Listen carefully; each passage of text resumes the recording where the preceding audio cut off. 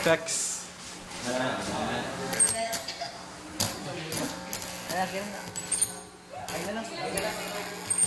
Amen. So praise the Lord, mga son. Makita nato sa training, gisulti nato nga sa training makita nat magbatunan gid ato sa Kristo tagaad ay matabuntag tagaad lang mga isod kay sa buntag malungkos man yung nga mag-MR ka pero sa inyong sasabalay sa di ka lang ka-MR mga isod pero dito mga isod dili kita maka-skip na dito mag-MR mga isod.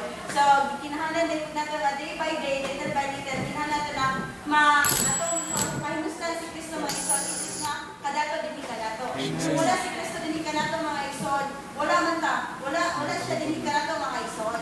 Kung wala si Kristo, dili ko ta mabuhi mga isod. Punta ko ta sa kingdom of Satan mga isod. So praise the Lord na kita na paigawas na sa kingdom of Satan mga isod. O na kita dinhi sa kingdom of God. So isip ka magtotoo mga isod, kinahanglan nato nga i-consecrate atong whole being mga isod. Ipakita pa ta sa Romans 12:1 na ato i-consecrate atong whole being as a living sacrifice mga isod. So sa atong pagkabatan, dili nato usikan mga isod. Dili nato usikan sa kalibutanong butang. Kundi usikan ang atong kaugalingon diha ni Kristo mga isod.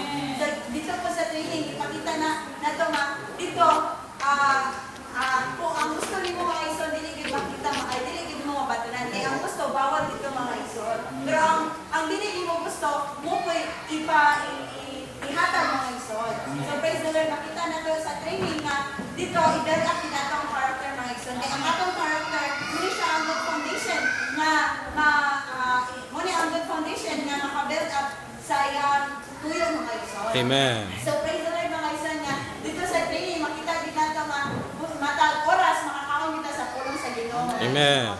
So day by day, kinahanglan ko nato mga isod day by day, little by little, kinahanglan ko mapahimustan ang kadato ni Kristo mga isod.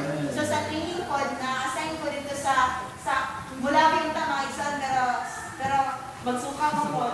I-assign ako sa samis ugali mga isod.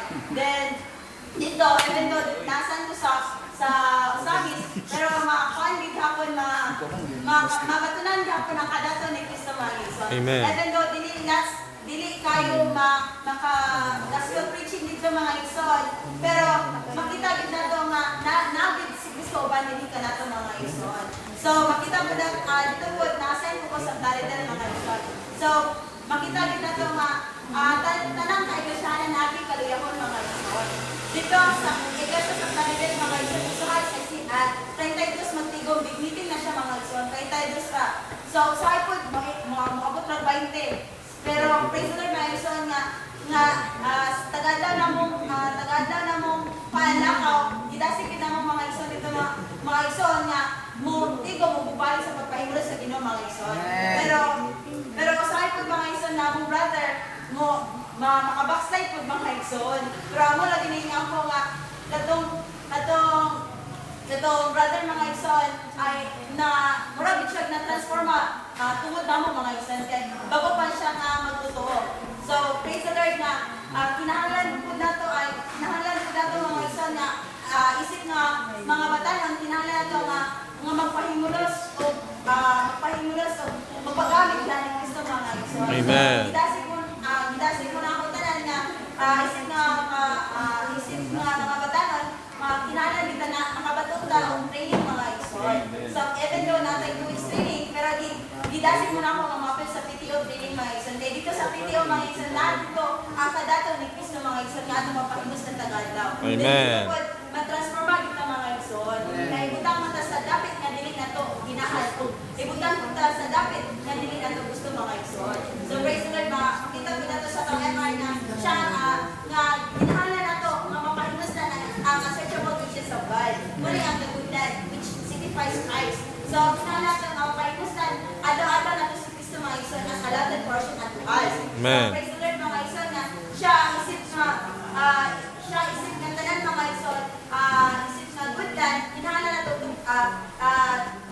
kinahanglan nato siya pahimusan nato matagada mga isod kaya dito sa good land makita nato na ang tanan mga isod is everything so kinahanglan nato nga dili atong kaugalingon wala ang atong kaugalingon mga isod mahimong madinay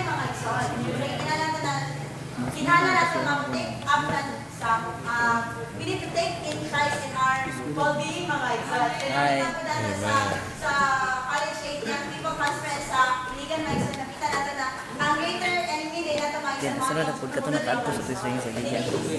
Wala lang ito. ang word, hindi ang atong unod, mga igsoon. Usahan man nato pag-fight sa kuan na igsoon, so kinahanan nato makapalimos sa pulong sa ilaw. Christ is the real mana. So, kinahanan nato nga finest na nato mga igsoon. Okay? And then to fight the enemy, which is the flesh, we need to crucify the flesh in the cross, mga igsoon. Amen.